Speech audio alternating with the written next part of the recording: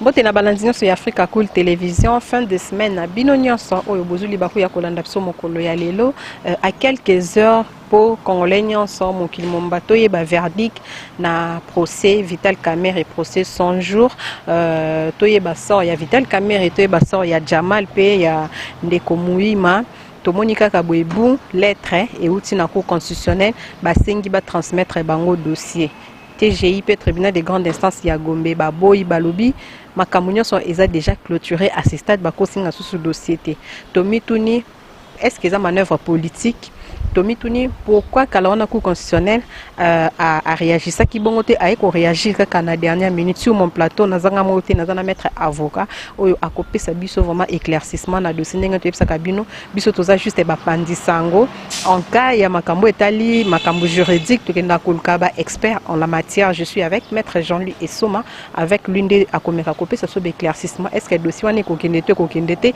batu bakomo loba est-ce que procès ngo zaki na kaka théâtre ba msu bazotuna est-ce que lobby vraiment tokoyeba sort ya Vital Kamerhe ou bien eza na ba manœuvre mobwe pour ba benda dossier ngo milai biso sotolandi kuna na Assemblée nationale mona mboka Jeannette Kabila o yaza vraiment député et puis ndeko ya président honoraire Joseph Kabila lipasa nae aleli pour la situation ya ba policier pe ba militaire alobi baza na ba condition moko kitoko te asengi ba mekampe ko bongisa ba condition na bango to kolobela pe na maître Jean-Louis plainte oyo ba déposer contre mona mboka Joseph Kabila kuna na CPI connaissant que ezana loi moboy oyo e protégeaka ba ancien président de la République.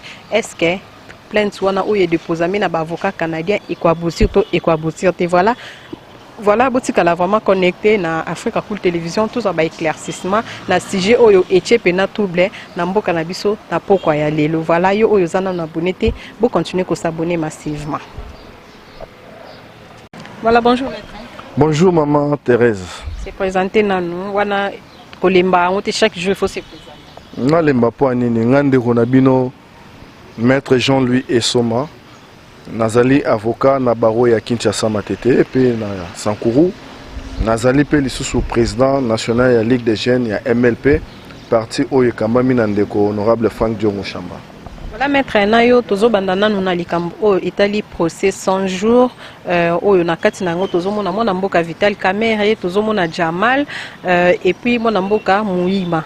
Oyo biso sotebi ke à quelques heures parce que le lot toza vendredi lobby déjà il faki ba rendre verdict oyo batnyo so bazozela est-ce que akozala condamné to akozala acquitté tomoni eloko mo ekomi ekoyi lokola kake cour constitutionnel asengi dossier ya Vital Kamerhe TGIP aboyi kopesa ye dossier wana.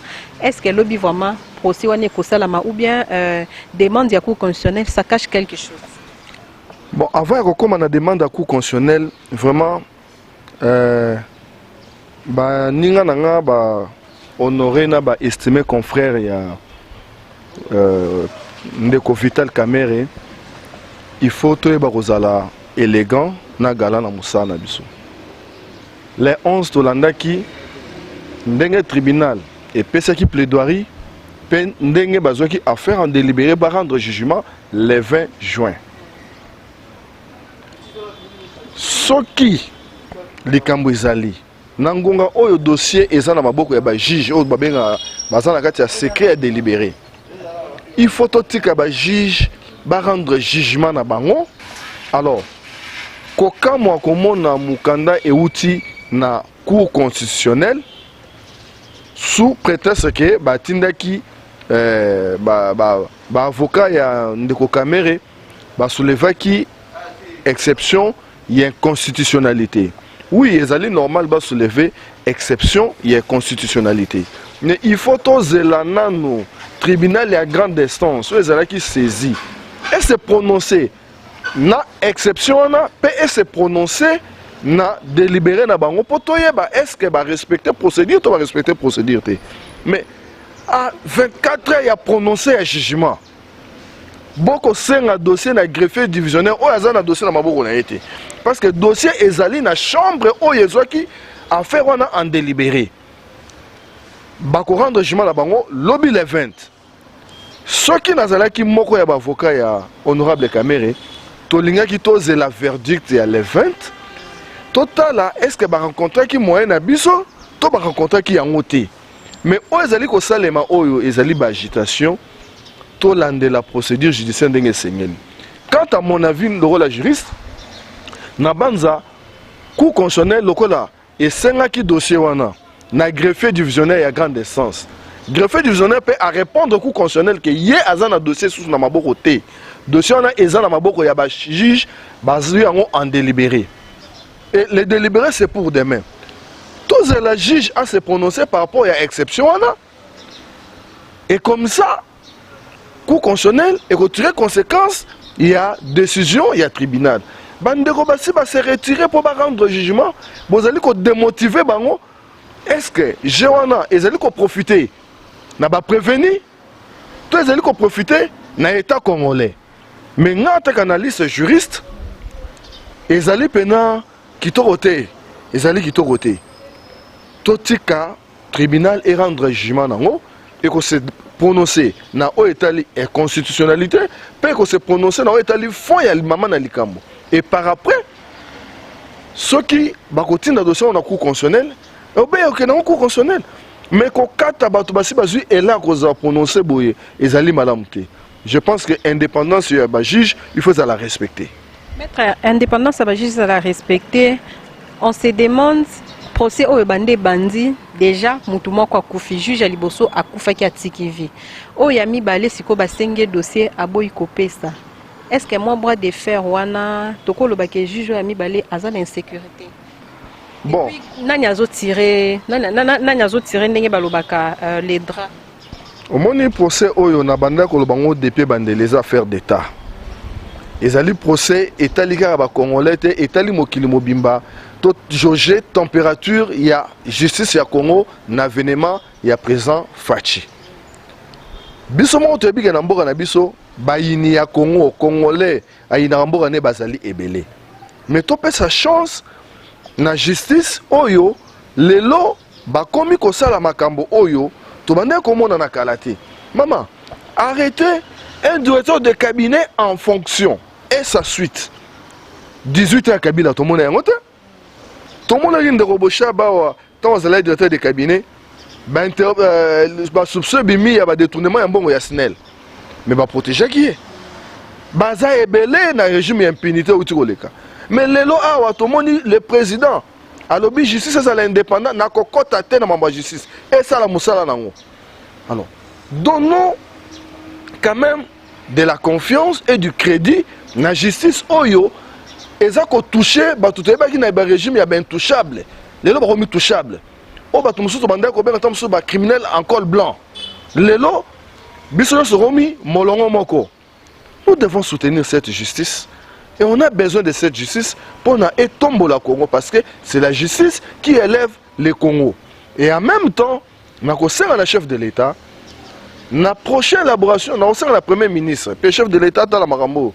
La prochaine élaboration, il y a budget en Mboka. Le coup là, tombola budget, il y a assemblée, il y a parlement. Tombola budget, il y a présidence. Il faut tombola budget, il y a justice parce que ça, pouvoir constitutionnel. Il faut tombola yango.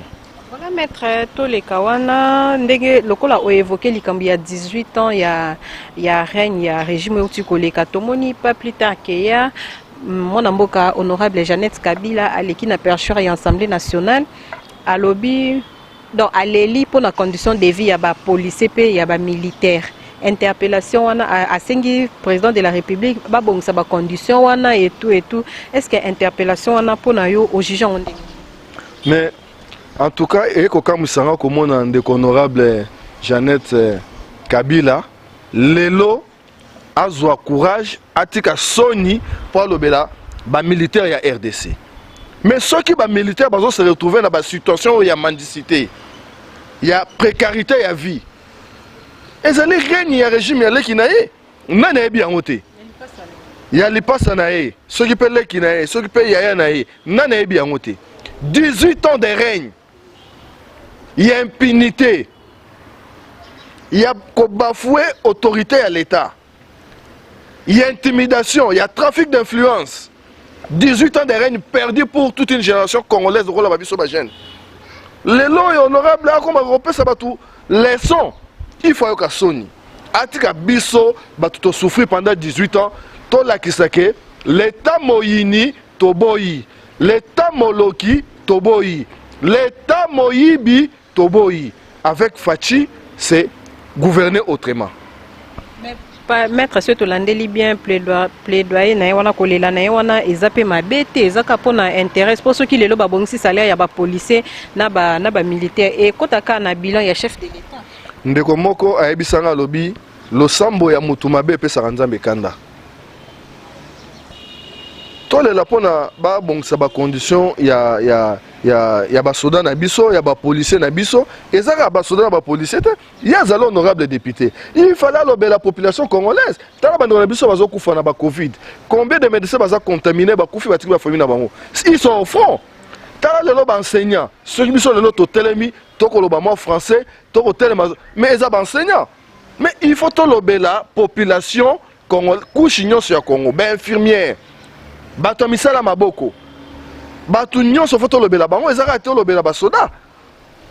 Toko za jaloux pe toko boya te ko lobela basoda, mais dans le contexte d'un député national ou a eu mandat ya peuple, il faut alobelaka ba entité to ba structure nyonso oyo ekambaka mboka. Parler uniquement pour les militaires et bon na lobela ba journaliste. Et bon na lobela ba policier. Et bon na lobela ba professeur, ba enseignant. Non, non, moi je pense que c'est une façon erronée. Ya kochola ndenge mboka ezo kambama. Il faut relobela parce que nous voulons une justice distributive à tout le monde comme on a bas échelle tilikolo. Il faut relobela batu nyonso. Netinga na relobela pour le peuple congolais, na relobela pour la jeunesse congolaise. Na relobela pour la jeunesse ya MLP tonga na okamba. Je parle au nom de la jeunesse congolaise parce que je fais partie de cette jeunesse. J'ai souffert pendant 18 ans, il y a règne passé, il y a régime passé, projet mort pour la jeunesse, exacté.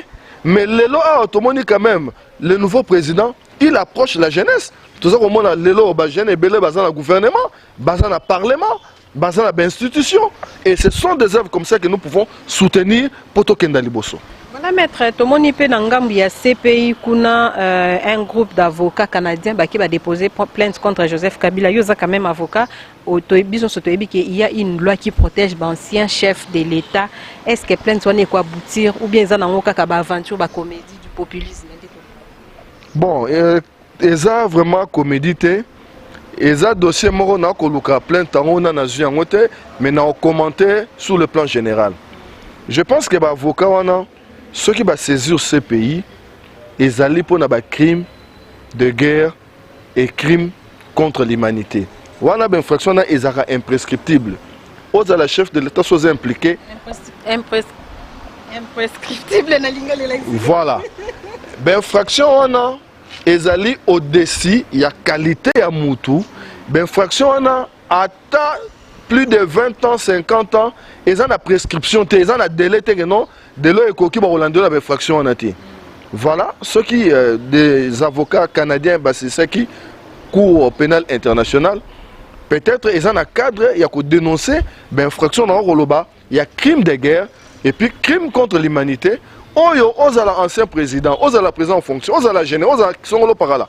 Tu dois censé aller répondre na ba allégation au ba recharger yo ceux qui sont innocents au bimano innocent mais ceux qui ont trempé de tout le monde ba président belé africain baza landé là ba en tout cas que la justice fasse son travail parce que na niveau ya mboka na biso fonction ya président na ya ancien président ezali verrouillé toyebi yango ancien président a commis sénateur il faut lever l'immunité.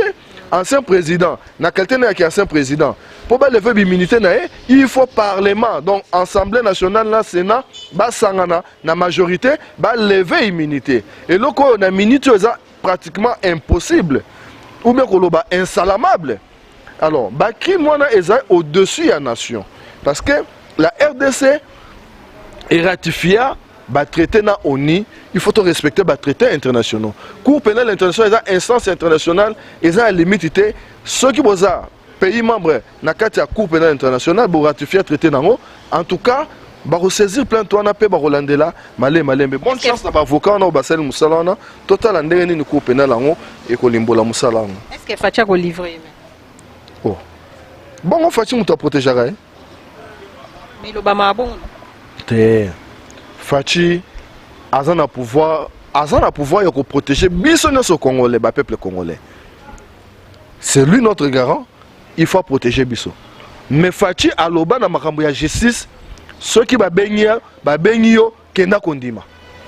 Kenda kosamba. So ozali non samba kotika yo. Et ye moko mokonzi a biso état de droit. Akoki jamais ko bafouer état de droit. Ceux qui ba benga ndeko Kabila. Mécanisme non c'est ozala mis en marche pour akende kosamba. Tout le monde bando boso ba kenda kuna bazabi non samba zonga.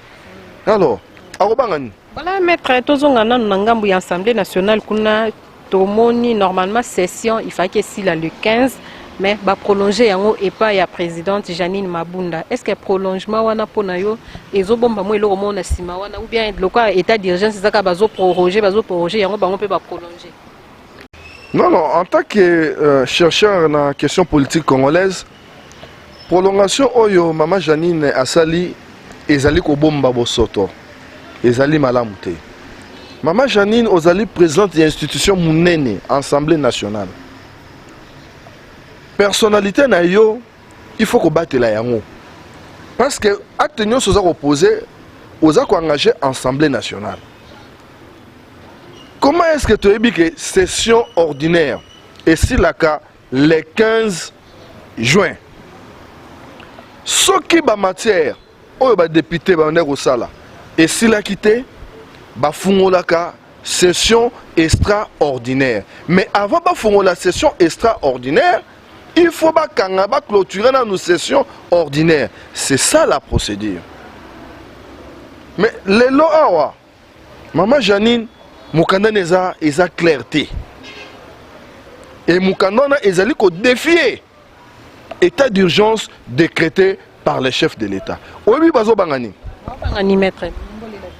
Bazo banga que ceux qui bakangi session na bango ordinaire pouvoir ya ko légiférer et que zone n'est pas président de la République parce que yende mutu na minute yo au travers état d'urgence azali ko gérer l'institution nyonso eza na vacances. Alors président Robanda ko gérer mboka au travers ba ordonnance loi sans passer par le parlement. Sikoyo Assemblée nationale to Mama Janine Mabunda azobanga mokonzi mboka azwa ordonnance loi. Alors que Yazali chef de l'institution oyo il faut collaborer na présidence et collaborer na justice. Bras de fer wana sur le plan politique et sous kakamabe. Et biso peuple congolais to lingité mabe et comme la biso parce que biso population ne to souffrir na désastre auto comme ça en Assemblée nationale. Vraiment j'avais raison il y a voté député T parce que et l'autre sur les 500 députés dans le parlement.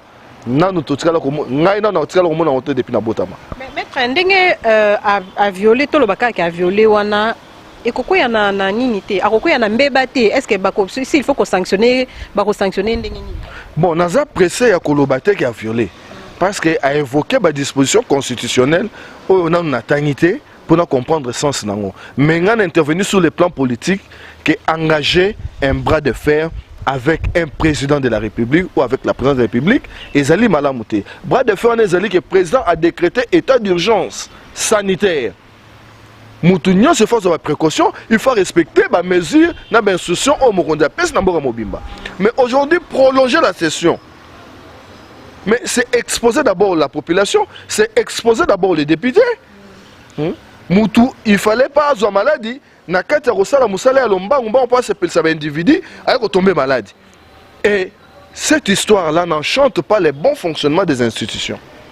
Mais biso tozabana ya prophète politique honorable Frank Dion otoloba yango ekokisamara. Engager un bras de fer ne va pas payer parce que le président de la République est élu au suffrage universel en un mandat né il y a 5 ans. Bato mususu na ba mandé ko kata na nzela. Mais à mon compte, on a 5 ans pour tout le bilan. Alors aujourd'hui, ceux qui ont une logique, mais beaucoup de mire. Si on a mis moi, il faut revenir à la raison. Salam Moussala Oyo, peuple congolais, État congolais, et Koyiko Sepela, peut tirer bénéfice. Engager des bras de fer et aller l'homo et malamouté. maître tokomi vraiment na suka masolo na biso tomoni kuna na ngambu ya Sénat directeur à cabinet ya premier vice-président Sami Badibanga asalaki commentaire na réseaux sociaux na makambo elekaki kuna na Assemblée nationale nde bakangele ba député bakota te tomoni tomoni Alexis Tambwe Mwamba oyo aza président ya Sénat a suspendre dire kaba ya vice nae. Est-ce que ndenga sali bongo eza normal na administration? Mais maman, ceux qui battent nos autant en prison et à Sénat, à où tu vois, c'est un classique du régime FCC. Bah ça va dictateur. Bah on va violer la loi, bah piétiner le règlement, bah on va ligner. Pas plus que 2 mois avant, tout le monde a un scandale à Sénat, c'est le maquis. Il y a mon président, il y a Sénat, à scandaliser les sénateurs. À scandaliser les sénateurs. A vu vie privée na bango a memi yango na haute instance au la Sénat. Ce n'est comme un novelas. Yango siko biso to mitu noira opportunité ya Sénat na Congo ezanini. Parmi ba réformes au sein de la constitution, en tout cas la biso institution na to organe na Sénat parce que ezali ko engager budget ya mboka inutilement, ils ne produisent rien. Soit bazo bango ba baksa na Assemblée nationale to mara na 600 députés, mais Sénat est koufa. Aujourd'hui, comment un président, il y a assemblée, il y a organe, le rôle à Sénat, sur le plan administratif, au cas où révoquer, au suspendre directeur de cabinet, il y a vice na haute, au conseil na vice na yo, au construit na yé, à ça là, bon senga o ye senga ligue non ce qui attendent qui m'a eux aussi, mais vice wana. La Constitution nous reconnaît les libres droits d'expression, la liberté d'expression. Ce qui est là, c'est que plus de 80 000 Congolais faut que et heureusement que biso toyen un changement toroloba pour pendant 18 ans toloba to bangelo monte likolo pe kwerate CP karamarate to continuer dans oloba. Voilà, merci beaucoup maître Jean-Louis Essoma tokomi na suka masolo na biso ndenge to senga kana yo toujours pesa numéro ya contact et puis au placer un mot de la fin pour tout clôturer. Merci maman, avant de placer un mot de la fin na kosenga na bakonzi ya ba institution Assemblée nationale na Sénat bazonga na raison parce que au musala ba ko sala au biso to vota ki bango to se retrouver té. Le peuple congolais ne se retrouve pas na musala Sénat to Assemblée nationale basali pendant session oyo bazonga na raison ba servir peuple congolais. Tout le monde qui Sénat ya papa na biso Léon Kengo Wandondo ezaki na makambo ya bisasa la haute. Un Sénat organisé et ordonné capable de dire non au chef de l'État. Mais le Sénat est comme la caisse à résonance. Instinct à Moutoumoro, ça le dit, ah, oh, l'OMA. Tout ça peine à droit civique, oh, constitution est protégée, biso. Vraiment, besoin à l'antela pour l'intérêt à Congo, botika égoïsme. Et numéro nanga, est simple. Plus 243 85 042 90 09. La bande les sous plus 243 85 042 90 09. Nakopé sa maman journaliste na équipe no mobimba. Merci. Malgré confinement, malgré Covid, toko zoba risque ya ko éclairer population au Bakolanda biso parce que a besoin d'informations pire. En tout cas, Nzambe a battu la bino pe apambola bino na musala bozo sala et puis la jeunesse congolaise totalement engageons-nous pour nous délivrer Congo na maboko ya banguna o balinkaka mamnyo sezalaka ya mabe bachola biso bafinga biso mokili mobimba biso to boyi biloko oyo utaki na 18 ans passé. Il faut to changer, to soutenir politique et chef de l'État to kenda nango liboso to retrouver compte na biso. Voilà, merci beaucoup de soutenir politique et chef de l'État parce que ce qui Congo et Bongi lelo ils ont un avantage et biso nyoso. Merci ndenge bozala qui vraiment connecté branché na lisolo ya République démocratique du Congo ya mboka ya pokwa ya lelo oyo tobeta ki yangona maître Jean-Louis Essoma. Nous croyons que à éclaircir bisona lettre oyo eutaki na cour constitutionnelle oyo basengi dossier ya Vital Kamerhe. En tout cas tous on a besoin de théâtre politique pour rendre un verdict ndenge mutunyo solobaki justice et salama ceux qui Vital Kamerhe est coupable ba condamner ceux qui azana innocent ba quitter. Voilà, merci ndenge boza toujours connecté na Africa Cool Télévision. Mi de la maman de trop na kati Pretoria, abonné fidèle à Africa Cool. Donc papa Pierre Okende na kati Londres, papa Pierre Okende na kati Londres, papa Pierre Mputu na kati Allemagne. Voilà ba Pierre Mibale. Mame Melinze ma maman musique na kati Londres, le pasteur douanier Sam Kangoud na kati Matadi. Je crois que boyoki ndenge maître Jean-Louis apesti vraiment ba éclaircissement et belé na ba question na bino oyo botinela kibiso na pokwa ya lelo. Voilà, restez connectés sur Africa Cool Télévision. À la prochaine. Bye bye. Africa Cool, et après cool, Africa Cool, après cool, le quoi cool matopi, cool. Chaîne Nabiso Africa Cool. En tout cas, les chaînes y a bien. Et puis vous êtes très rapide. Ils sont très rapides. Et les chaînes moko, bako ça a bien confiance. En tout cas, nazo senga na bato oyo nanu ba souscrire te bazwa. Donc, ils ont vraiment neti oyo balobaka ke buka lelo, lamba lelo, lia lelo. Donc, ils ont kitoko na sepeli na bino, na sengi na bato nyonso, bo souscrire ebele boko zala desute. Africa Cool Télévision, télévision izolandama koleka banungu nungwa bato na kati ya mboka Congo.